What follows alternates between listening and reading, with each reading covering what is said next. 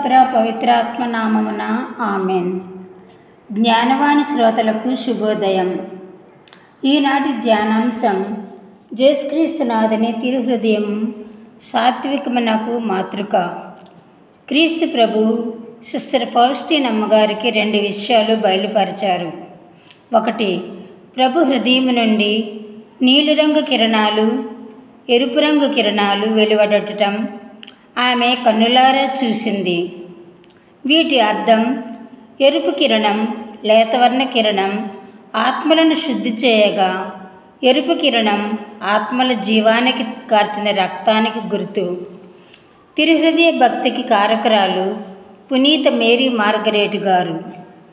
జేసు తిరుహృదయ పటము కానీ స్వరూపము కానీ ఏ హృదయంలో ఉంటుందో ఆ గృహము దీవించబడుతుంది.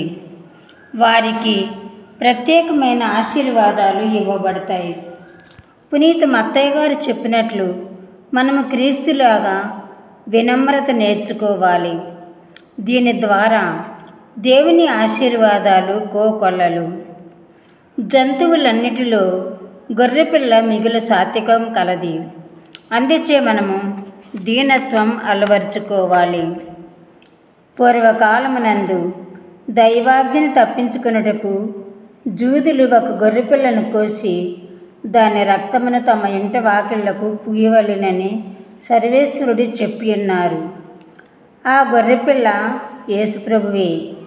అందుచే మనము తిరుహృదయంపై భక్తిని పెంపొందించుకుందాము. అద్భుతము.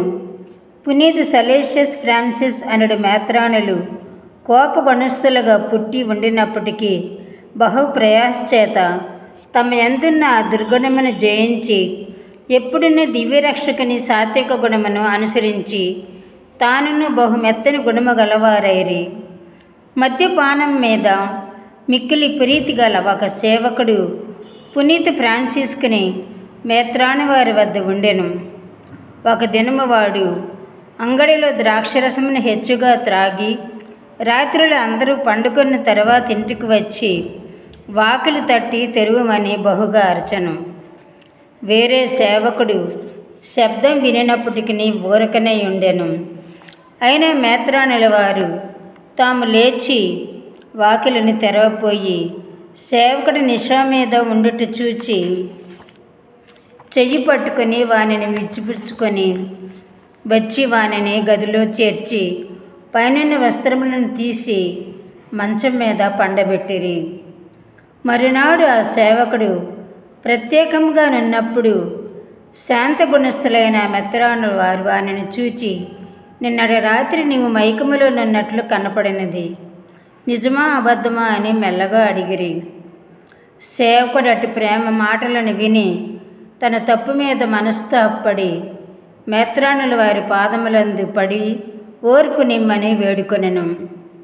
దయగల మేత్రానుల వారు వారికి మన్నింపు పాలించి సుబుద్ధి చెప్పినందువలన వాడు తరువాత ఎన్నటికీ ఆ తప్పులో పడలేదు. అలాగనే మనమును యేసునాథుని హృదయం యొక్క శాంత గుణమును అనుసరించి సాత్వికమైన పుణ్యమును సంపాదించి ప్రయాసపడవలయను. పునీత మార్గరేట్ మరియమ్మ గారి సుకృత వాక్యము. మన హృదయము యేసునాథుని కొరకు మాత్రమే కలిగించబడి ఉన్నది కాబట్టి వారి యందుగాక మరి ఇతరుల యందు నిజమైన విశ్రాంతిని పొందజాలదు. సుకృత జపము. దివ్య సప్రసాదములో వేంచేసిండు యేసునాథుని దివ్య హృదయమా, మా యందు విశ్వాసము, నమ్మిక, దేవస్నేహమనుడు పుణ్యములను అధికము చేయండి.